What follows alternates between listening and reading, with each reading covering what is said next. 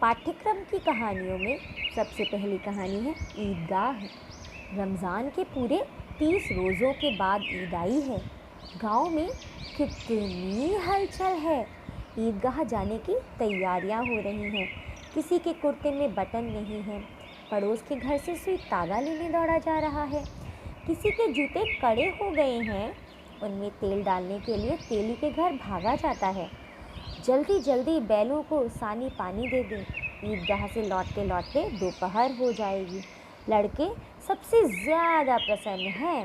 किसी ने एक रोज़ा रखा है, वह भी दोपहर तक। किसी ने वह भी नहीं, लेकिन ईदगाह जाने की खुशी उनके हिस्से की चीज़ है। रोज़े बड़े बूढ़ों के लिए होंगे, इनके लिए तो ईद है। रोज़ ईद का नाम रटते थे, आज वह आ भी गई। अब जल्दी पड़ी है कि लोग ईदगाह क्यों नहीं चलते। बार बार जेब से अपना खजाना निकालकर गिनते हैं और खुश होकर फिर रख लेते हैं। महमूद गिनता है, 1 2 10 12। उसके पास 12 पैसे हैं। मोहसिन के पास 1 2 3 8 9 15 पैसे हैं। इन्हीं अनगिनत पैसों में अनगिनत चीज़ें लाएंगे। खिलौने, मिठाइयाँ, बिगुल, गेंद और जाने क्या क्या। और सबसे ज़्यादा प्रसन्न है हामिद। हामिद अपनी बूढ़ी दादी अमीना की गोद में सोता है। हामिद के पाँव में जूते नहीं हैं। सिर पर एक पुरानी धुरानी टोपी है जिसका गोटा काला पड़ गया है। गांव से मेला चला और बच्चों के साथ हामिद भी जा रहा था। कभी सबके सब दौड़कर आगे निकल जाते, फिर किसी पेड़ के नीचे खड़े होकर साथ वालों का इंतज़ार करते। ये लोग क्यों इतना धीरे धीरे चल रहे हैं?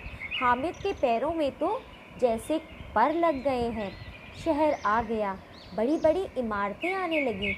यह अदालत है, यह कॉलेज है, यह क्लब घर है। इतने बड़े कॉलेज में कितने लड़के पढ़ते होंगे? सब लड़के नहीं हैं जी, बड़े बड़े आदमी हैं। सच, उनकी बड़ी बड़ी मूछें हैं। इतने बड़े हो गए, अभी तक पढ़ने जाते हैं। ना जाने कब तक पढ़ेंगे और क्या करेंगे इतना पढ़कर। हामिद के मदरसे में 2-3 बड़े बड़े लड़के हैं, बिल्कुल 3 कौड़ी के। रोज़ मार खाते हैं, काम से जी चुराने वाले। इस जगह भी उसी तरह के लोग होंगे और क्या। सहसा ईदगाह नजर आया। नमाज खत्म हो गई है। लोग आपस में गले मिल रहे हैं। तब मिठाई और खिलौनों की दुकान पर धावा होता है। ग्रामीणों का यह दल इस विषय में बालकों से कम उत्साही नहीं है। यह देखो हिंडोला है, 1 पैसा देकर चढ़ जाओ। कभी आसमान पर जाते हुए मालूम होंगे, कभी ज़मीन पर गिरते हुए। यह चरखी है, लकड़ी के हाथी, घोड़े, ऊंट छड़ों से लटके हुए हैं।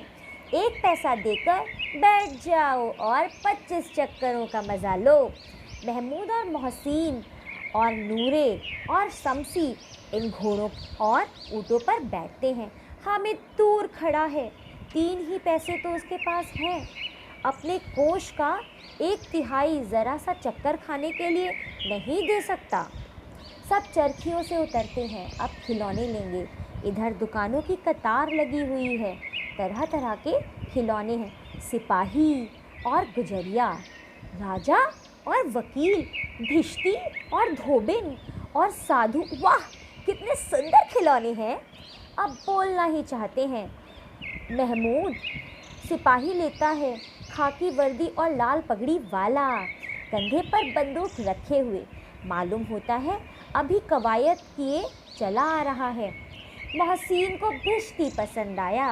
कमर झुकी है, ऊपर मशक रखे हुए है।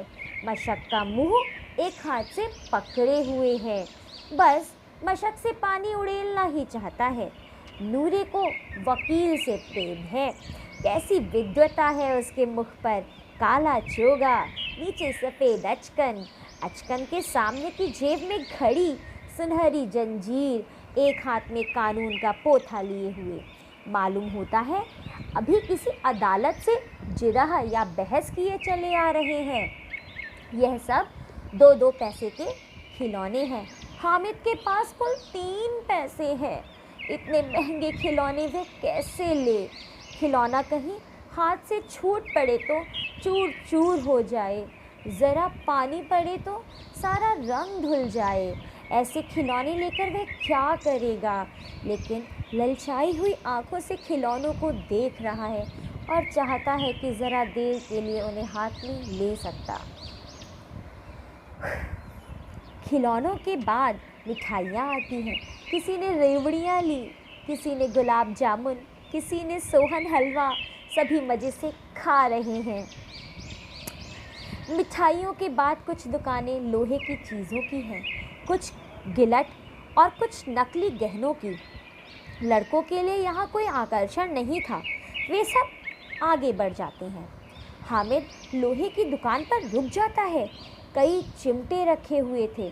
उसे ख्याल आया, दादी के पास चिमटा नहीं है। तवे से रोटियां उतारती है तो हाथ जल जाता है। अगर वह चिमटा लेकर जाए दादी को दे दे तो वह कितनी प्रसन्न होंगी। फिर उनकी उंगलियां कभी न जलेंगी। घर में एक काम की चीज़ हो जाएगी। खिलौने से क्या फ़ायदा? हामिद के साथी आगे बढ़ गए हैं। सबील पर सबके सब शरबत पी रहे हैं। देखो सब कितने लालची हैं। इतनी मिठाइयाँ ली, मुझे किसी ने एक भी ना दी। उस पर कहते हैं मेरे साथ खेलो, मेरा यह काम करो। अब अगर किसी ने कोई काम करने को कहा तो पूछूंगा, खाए मिठाइयाँ, आप मुँह सड़ेगा, फोड़े फुंसियाँ निकलेंगी, आपकी जवान चटोरी हो जाएगी। सबके सब हंसेंगे कि हामिद ने चिमटा लिया है। हंसे मेरी बला से। उसने दुकानदार से पूछा, यह चिमटा कितने का है? दुकानदार ने उसकी ओर देखा और कोई आदमी साथ न देखकर कहा, यह तुम्हारे काम का नहीं है जी। बिकाऊ है कि नहीं? बिकाऊ क्यों नहीं है? और यहाँ क्यों लाद लाए हैं? तो बता दे क्यों नहीं, कै पैसे का है? 6 पैसे लगेंगे। हामिद का दिल बैठ गया। ठीक ठीक बताओ। ठीक ठीक 5 पैसे लगेंगे, लेना हो तो लो, नहीं चलते बनो। हामिद ने कलेजा मजबूत करके कहा, 3 पैसे लोगे? यह कहता हुआ वह आगे बढ़ गया कि दुकानदार की घुड़कियाँ ना सुने। लेकिन दुकानदार ने घुड़कियाँ नहीं दी, बुलाकर चिमटा दे दिया। हामिद ने उसे इस तरह कंधे पर रखा मानो बंदूक है और शान से अकड़ता हुआ संगियों के पास आया। ज़रा सुने सबके सब क्या क्या आलोचनाएं करेंगे। मोहसिन ने हंसकर कहा, यह चिमटा क्यों लाया पगले, इससे क्या करेगा? हामिद ने चिमटे को ज़मीन पर पटक कर कहा, ज़रा अपना भिश्ती ज़मीन पर गिरा दो, सारी पसलियाँ चूर चूर हो जाएं बच्चों की। महमूद बोला, तो यह चिमटा कोई खिलौना है? हामिद, खिलौना क्यों नहीं है? अभी कंधे पर रखा बंदूक हो गई, हाथ में लिया फ़कीरों का चिमटा हो गया। चाहूँ तो इसे मंजीरे का काम ले सकता हूँ। एक चिमटा जमा दूँ तो तुम लोगों के सारे खिलौनों की जान निकल जाए। तुम्हारे खिलौने कितना ही जोर लगाएं, मेरे चिमटे का बाल भी बाका नहीं कर सकते। मेरा बहादुर शेर है चिमटा। सम्मी ने खंजरी ली थी। प्रभावित होकर बोला, मेरी खंजरी से बदलोगे? 2 आने की है। हामिद ने खंजरी की ओर उपेक्षा से देखा। मेरा चिमटा चाहे तो तुम्हारी खंजरी का पेट फाड़ डाले। बस एक चमड़े की झिल्ली लगा दी, धप धप बोलने लगी। ज़रा सा पानी लग जाए तो ख़त्म हो जाए। मेरा बहादुर चिमटा आग में, पानी में, आंधी में, तूफान में बराबर डटा खड़ा रहेगा। चिमटे ने सभी को मोहित कर लिया। लेकिन अब पैसे किसके पास धरे थे? फिर मेले से दूर निकल आए हैं। 9 कप के बच गए। धूप तेज हो रही है। घर पहुंचने की जल्दी हो रही है। बाप से ज़िद भी करें तो चिमटा नहीं मिल सकता। हामिद है बड़ा चालाक, इसीलिए बदमाश ने अपने पैसे बचा रखे थे। अब बालकों के दो दल हो गए हैं, एक और मिट्टी है, दूसरी ओर लोहा। अगर कोई शेर आ जाए, मियाँ भिश्ती के छक्के छूट जाएं, मियाँ सिपाही मिट्टी की बंदूक छोड़कर भागे, वकील साहब की नानी मर जाए, चोंगे में मुंह छिपाकर ज़मीन पर लेट जाए, मगर यह चिमटा, यह बहादुर, यह रुस्तमे हिंद लपक कर शेर की गर्दन पर सवार हो जाएगा और उसकी आंखें निकाल लेगा। मोहसिन ने एड़ी चोटी का जोर लगाकर कहा, अच्छा पानी तो नहीं भर सकता। हामिद ने चिमटे को सीधा खड़ा करके कहा, भिश्ती को एक डांट बताएगा और दौड़ा हुआ पानी लाकर द्वार पर छिड़कने लगेगा। मोहसिन परास्त हो गया, पर महमूद ने कुमुक पहुंचाई, अगर बच्चू पकड़े जाएं तो अदालत में बंधे बंधे फिरेंगे, तब वकील साहब के ही पैरों पड़ेंगे। हामिद इस प्रबल तर्क का जवाब न दे सका। उसने पूछा, हमें पकड़ने कौन आएगा? नूरे ने अकड़ कर कहा, यह सिपाही बंदूक वाला।